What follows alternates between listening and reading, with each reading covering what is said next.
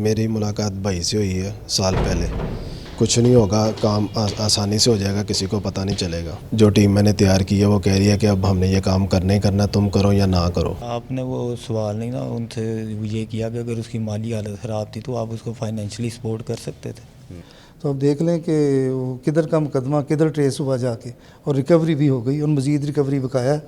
2 नवंबर की शाम लाहौर के इलाके रेस कोर्स में शाह आलम मार्केट के ताजर के मुलाजम को लूट लिया गया था। जो मुकदमा दर्ज हुआ उसके मुताबिक मंसूर से डाकुओं ने गन पॉइंट पर 55 लाख रुपए छीन लिए। लेकिन जब पुलिस ने तहकीकात का आगाज़ किया तो पता चला कि जो वारदात थी वो प्लान थी, मंसूर की तरफ से ही वो प्लान की गई थी और मकसद सिर्फ ये था कि जो कैश वो अपने मालिक को मॉडल टाउन घर देने जा रहा था वो हड़प करना था। किस तरह से ये मनसूबा साजी की गई, क्या मकसद थे, किस तरह से 14-15 साल एक शख्स के यहाँ मुलाजमत करने वाला शख्स जो है आज उसके सामने मुजरम बन के खड़ा है। मंसूर हमारे साथ मौजूद है, इनसे हम बात करेंगे, बाकी लोगों से भी। मंसूर साहब, ये बता दीजिएगा कि आपका नाम क्या है, कहाँ पे आप काम करते थे, कितना अर्सा काम किया आपने? मंसूर मेरा नाम है, शाह आलम मार्केट में काम करता था मैं। किन के यहाँ काम करते हैं, उनका क्या नाम है? महबूब अहमद, उनके यहाँ मैं काम करता था। 13 साल में उनके पास हो गया जॉब करते हुए। तो सर अल्लाह का शुक्र है, मेरा निज़ाम बड़ा अच्छा चल रहा था। मेरी मुलाकात भाई से हुई है साल पहले, दानिश भाई से।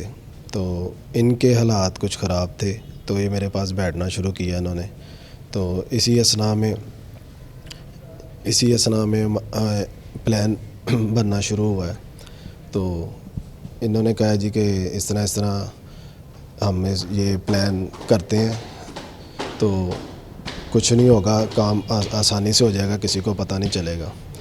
पहले तो टाल मटोल होती रही सर। क्या प्लान क्या था, क्या प्लान बनाया? यही पैसे लूटने का। तो वो तो आप वहाँ से शॉप से भी निकाल सकते थे, ये डिकेटी करने का कैसे प्लान आया?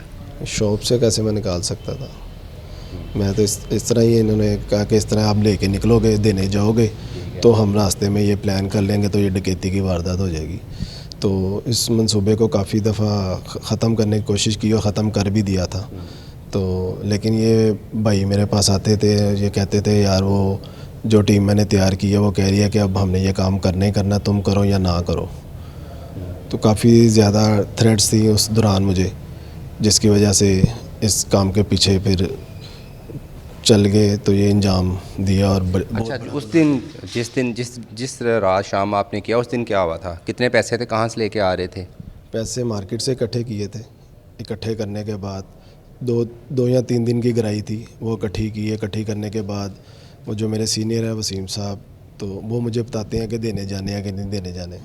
तो उन्होंने कहा जी ये आपने साहब के घर देने जाने हैं। तो मैंने कहा अच्छा ठीक है। तो मैंने 4:30 बजे कॉल करके बॉस से पूछा कि पेमेंट आ गई है तो मैं ले आऊँ। उन्होंने कहा अच्छा, मैं आधे पौने घंटे में ना आपसे बात करके तो निकल आना। वो मेरा टाइम हो गया, 5:15 बजे मैं निकल जाता था। मगरिब का टाइम हुआ तो मैं लेके निकल आया। तो ये इन्होंने मेरा ताक़ुब किया है कोई शालमी चौक से मेरे पीछे लगे हैं।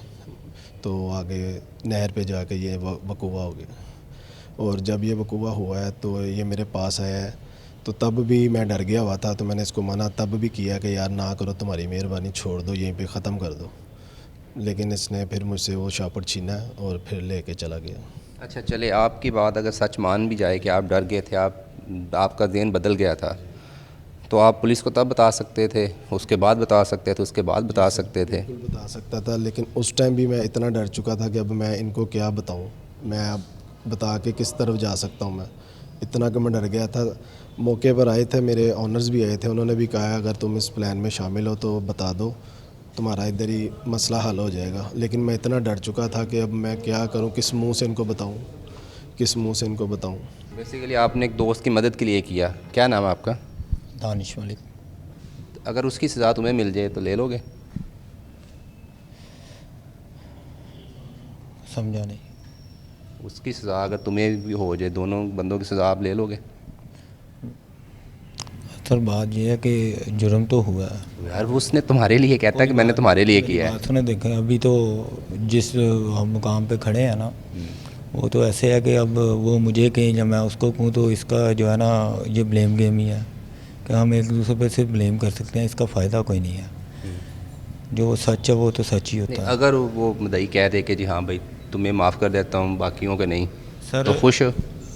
देखें, मेरी जुर्म की नोयत से मुझे सज़ा मिलेगी कि उससे बढ़ के मिलेगी। यार जैसे उसने तुम्हारे लिए एक्स्ट्रा किया है, देखें, आप चलाएं मीडिया पे, कोई ऐसा मसला नहीं है, मगर मैं ये कह रहा हूँ कि अगर जुर्म की नोयत से सज़ा मिलेगी तो फिर उसको तो पूरा सर्च करेंगे ना, आपके कौन कितना कसूरवार है। मैं तो आपसे आप सिर्फ एक ये मिसाल पूछ के रहा तौर हूँ, पे मैं आपसे सिर्फ ये पूछ रहा हूँ मेरे भाई, वो कहते हैं कि आपकी माली हालत की वजह से उन्होंने ये प्लान बनाया कि आप सुखी हो जाएं, तब आप पकड़े गए।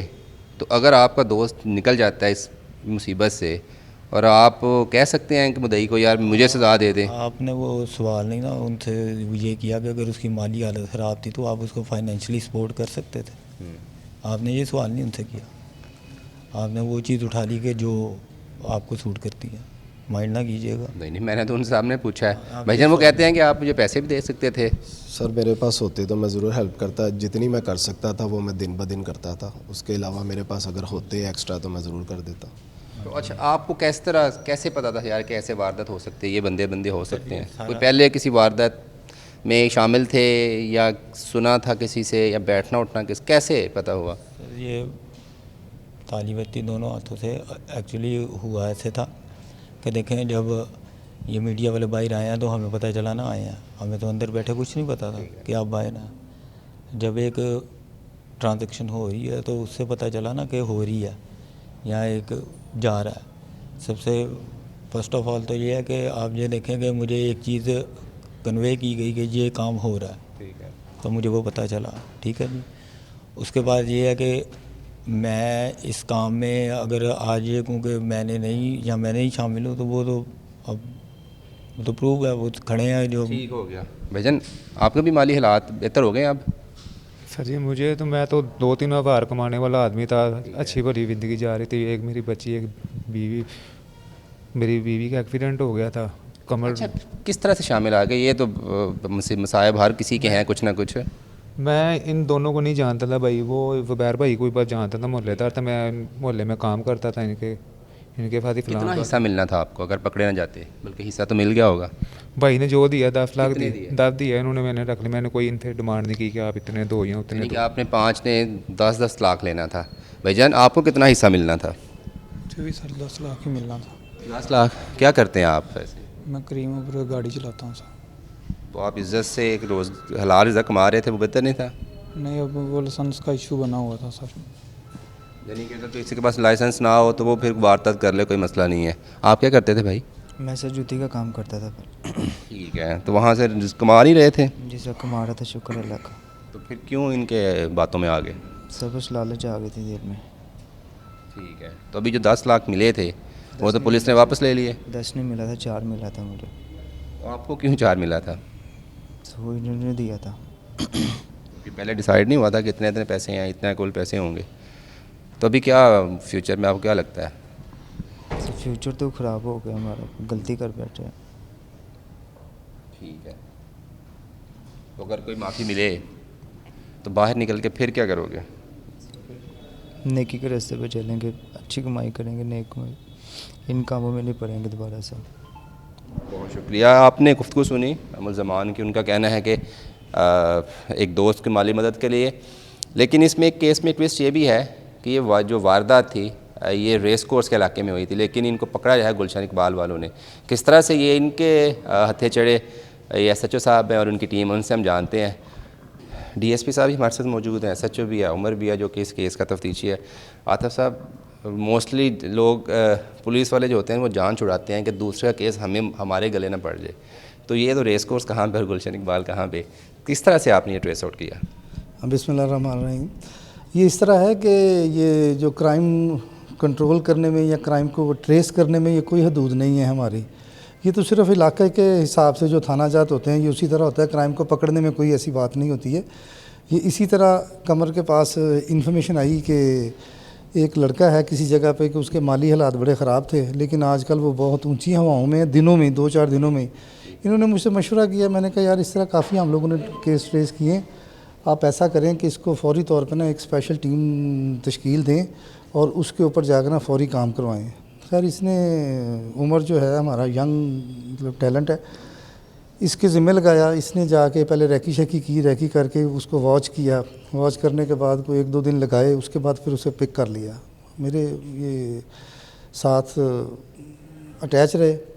फिर जब उसे पिक किया, पिक करने के बाद उससे बातचीत की तो उसने फिर बताया कि जी हम लोगों ने ये मंसूर के कहने के ऊपर, मंसूर जो है वो उनका अकाउंटेंट है, वो पैसे लेके ट्रांसफ़र करता है, तो वो हमने वारदात की। कुछ 6 महीने से हम लगे हुए थे, कभी हमारा हौसला नहीं पड़ता था, कभी हमारा टाइम नहीं मिलता था। फिर आज टाइम मिला तो इन्होंने जो वारदात की है, फिर उसमें ये 55 लाख रुपए की इन्होंने वारदात की। अच्छा, अभी कितनी रिकवरी कितनी हो गई है? तकरीबन 43 लाख के करीब रिकवरी हो गई है। वो तो फिर बड़ा खुशकिस्मत है सर, उसकी सारी रिकवरी आलमोस्ट हो गई है।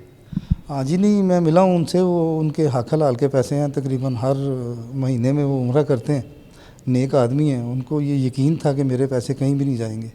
तो अब देख लें कि वो किधर का मुकदमा किधर ट्रेस हुआ जाके, और रिकवरी भी हो गई और मज़ीद रिकवरी बकाया है, वो इंशाल्लाह इन्वेस्टिगेशन में हो जाएगी। चलें सर, बहुत शुक्रिया, आपने आतिफ साहब की गुफ्तगू सुनी, और इसमें लेसन यही है कि अगर आप हलाल के रिज़्क़ कमा रहे हैं तो उसी को नेक नीति के साथ आगे बढ़ाना चाहिए, उसको मेहनत के साथ उसको बढ़ाया जा सकता है, ना कि लालच में आकर बेदीन हो जाएं, बेवफा हो जाएं।